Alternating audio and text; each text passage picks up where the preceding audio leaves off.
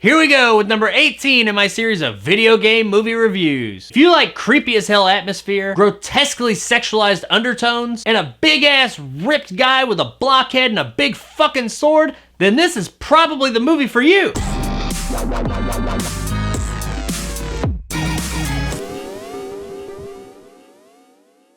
Silent Hill is the film adaptation of the extremely popular video game of the same name that itself was a response to Capcom's Resident Evil. We follow Rose as she takes her adopted daughter Sharon to the mysterious Silent Hill. You see, Sharon's got some problems. She gets up and sleepwalks in the middle of the night, like goes across the interstate and puts herself in danger and almost jumps off cliffs and crazy shit like that. She also does all these kind of crazy ass creepy drawings that you know kids in horror movies do, and randomly wakes up in the middle of the night screaming about Silent Hill, Silent Hill, Silent Hill. So as any concerned parent would do, Rose gathers up Sharon and takes her to this horror movie in the making looking fucking abandoned city, Silent Hill. Parenting! We do it for them. Upon arriving, of course, Sharon goes missing, like they do. Because, you know, horror movie. And we spend the remainder of the movie with Rose trying to track Sharon down and uncover the mysteries of Silent Hill. The game that this movie is based on is very well known for its extremely creepy ass atmosphere. Unlike other horror games out there, Silent Hill has always been less concerned with combat and jump scares and more about atmosphere and real horror. And the movie does continue in those footsteps and is more about atmosphere and creepiness and overall horror than something jumping out at you and lots of action scenes. And it is really fucking creepy. And when it comes to that atmosphere, they nailed it 100%. This movie has an absolutely fantastic, creepy ass horror atmosphere. And a lot of that is attributed to the absolutely awesome set and creature designs and the special effects. The sets in this movie are great. They're very big and expansive and just you feel like this world of Silent Hill, both of them, are totally alive or dead. You know what I mean. Nothing looks cheap. It all looks great overall. Whoever their set designer was did an absolutely great job here. Also, the creature effects in this movie are really damn good, many of which are inspired directly from the games. They are all extremely creepy and horrific, and when they show up, they do instill a certain level of horror that we usually don't get from video game movies. All of our practical effects look fantastic here as well. However, our CGI hasn't aged quite as well. No, it's not awful. It doesn't ruin the experience or anything, but it is 2006 CGI. And really for 2006, it's not bad. It's actually pretty good for them. But at this point, it's also 14 years old, and there are some aspects of it that haven't aged as well. The creepy demon baby kid thing she comes in contact with closer to the beginning of the movie being probably the biggest culprits in the whole entire movie. Like I said, it's not awful. It doesn't like totally take you out of the experience, but they are more noticeable than everything else. Those few hiccups aside though, from a technical standpoint, this movie is really good. I did have one technical issue though, and that had to do with the sound design. Now I don't know if it was the actual sound design of the movie or the Blu-ray I had, but this movie's like quieter moments, or really just anytime things weren't really loud,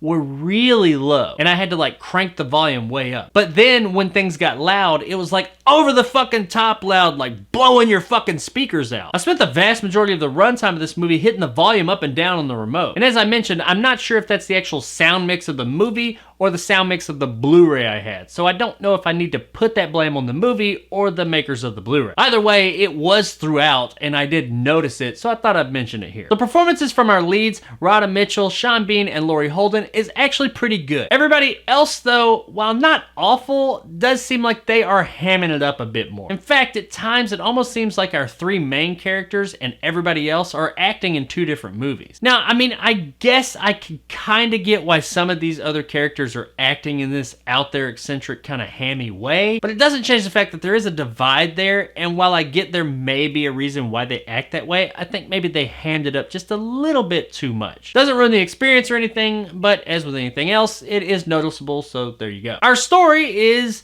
actually pretty good. When this movie came out, I don't think anybody was expecting it to really be any good. And because of that, a lot of people haven't seen this movie, which is unfortunate because it actually does have a much deeper and more thought-provoking story than we are used to getting from video game movies. You can tell that they didn't rest on their laurels here. I don't think anybody was expecting the Silent Hill movie to actually be intelligent, but that is kind of what it is. I mean, it's not Citizen Kane or anything. I'm not saying that, but it does elevate itself up above other movies in this genre. Much like the games, this movie is less concerned with jump scares and action scenes, and more concerned with its creepy atmosphere, deeper story, and real horror. There is some actual emotional connection within this story. It has more to say than most movies of its ilk. It's not just scary monsters running and trying to kill everybody and everybody trying to get away from them. It's deeper than that. It has something to say. It actually does have a bit of a commentary on belief systems and how people portray them. It actually does ask you to think a bit more. And while I can't say that every single thing that they attempted here worked, I think for the most part they did succeed, and I actually do appreciate that effort. Now, something they definitely succeeded at was how fucking gory this movie is sometimes. Now, it's not a gore fest from beginning to end. In fact, the first half of the movie, there's not really any violence whatsoever. There's a whole lot of creepy ass horror scary images, but there's not really any violence. It is closer to the third act when a lot of that stuff starts to happen. But when it happens, oh shit, this movie's fucking gory. The last few minutes have more death, violence, blood, and dismemberment than any other movie in this genre. I mean, it is like a literal fucking bloodbath. There is a character literally sitting there just letting the blood shower down on them while they dance around. There's people getting ripped in half, heads coming off, eyeballs exploding, just exploding themselves. It's a fucking massacre. And the movie doesn't shy away from any of it. It shows it all in its gory ass brilliance. I'm pretty sure this is the bloodiest, most gory video game movie up to this point. And it is pretty fucking awesome how gory this movie gets at times. There's of course the infamous scene when Pyramid Head, one of the bad guys in the movie, grabs a character, lifts them up off the ground, grabs their skin while still on their body, and just rips it all off in one fell swoop. It is ridiculously disgusting and just fucking awesome. If you're into blood, guts, and gore, then I think you'll be pretty happy with this movie. Silent Hill is a step above what anyone was expecting. They attempted and succeeded to elevate this story above what we're used to getting. It's not perfect, but it is pretty damn good. It has solid performances, great effects and design, and absolutely fantastic atmosphere overall. And the story is interesting and entertaining, and because of all that, Silent Hill is absolutely worth a rent. This movie was a good time, and if you're looking for a horror fix, it will definitely sedate that. And even more so than that, the fact that you don't need the games to enjoy this movie, and the fact that it is just a good movie, is why I think it is one of the video game movies that could possibly change people's opinion of the genre as a whole. Either way, if you're looking for a fun horror movie, check this one out. I don't think you'll be disappointed. So there it is, guys, my review of Silent Hill. If you enjoyed and want more content like this, hit that subscribe button and help my little channel grow. If you liked what I had to say, give me a like. If not, let me know in the comments below why. And as always, stay sexy, Silent Hill.